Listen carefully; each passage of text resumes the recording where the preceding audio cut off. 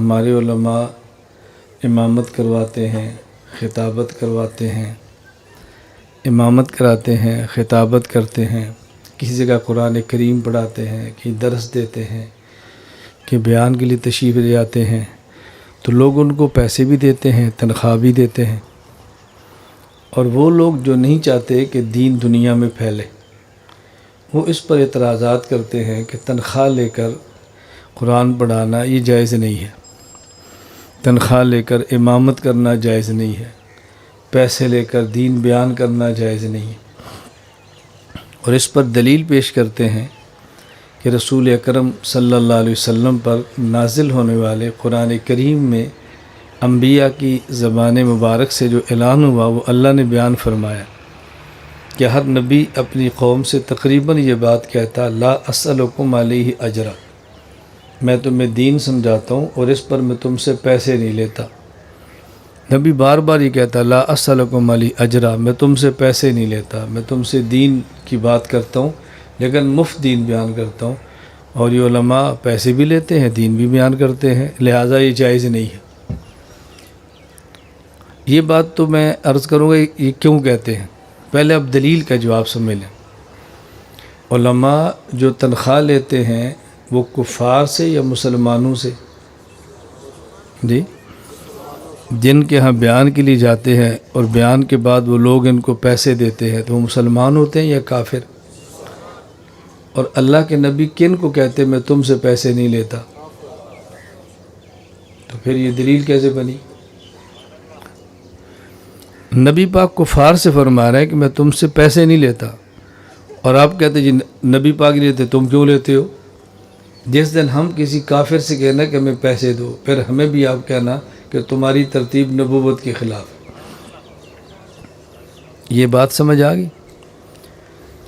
اچھا، دوسری بات سمجھیں، ایک ہوتا ہے مخالف، ایک ہوتا ہے معتقد۔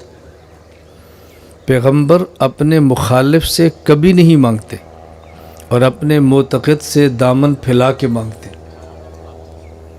رسول اکرم صلی اللہ علیہ وسلم نے جہاد کے لیے جب اموال مانگے ہیں تو ایسے آپ دامن کھول کر کھڑے ہو جاتے اور صحابہ سے فرماتے کہ میرے ساتھ تعاون کرو۔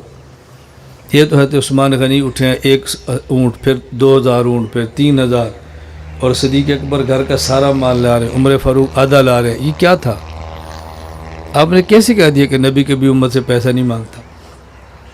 تو ایک ہوتا ہے مخالف اور ایک ہوتا ہے معتقد۔ معتقد سے چیز لیں تو وہ خوش ہوتا ہے، اور مخالف سے لیں تو وہ پریشان بھی ہوتا ہے، باتیں بھی کرتا ہے۔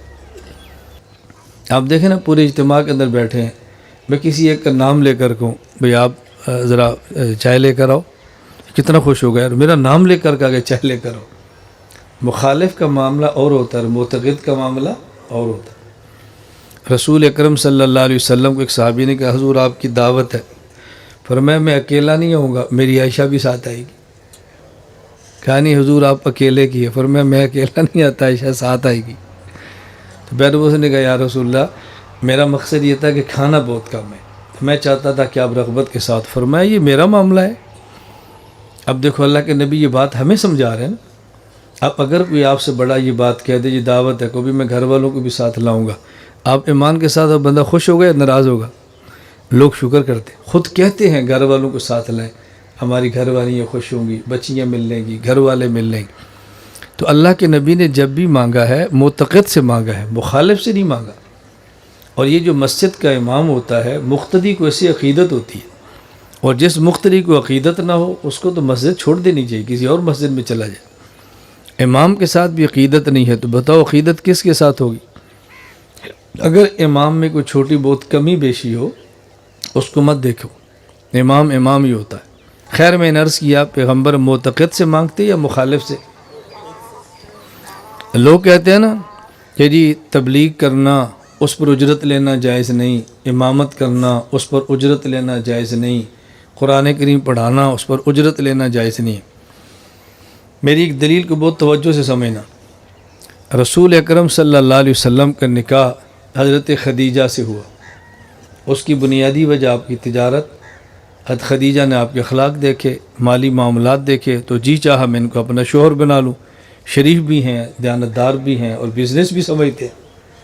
حضرت خدیجہ بزنس کرنے والی خاتون تھی، تو بزنس وہ مین ہے تو بزنس مین چاہیے نا۔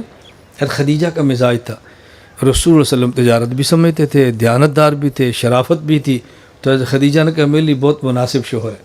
شادی ہو گئی، آپ تجارت فرماتے رہے، بزنس کرتے رہے، اعلان نبوت ہو گیا، 40 سال کی عمر کے بعد آپ نے تجارت چھوڑ دی۔ دلیل سمجھنا، تجارت چھوڑ دی۔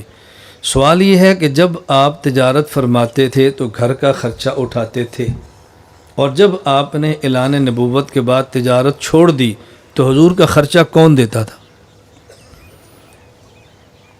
کون خرچ کرتا تھا؟ حضرت خدیجہ۔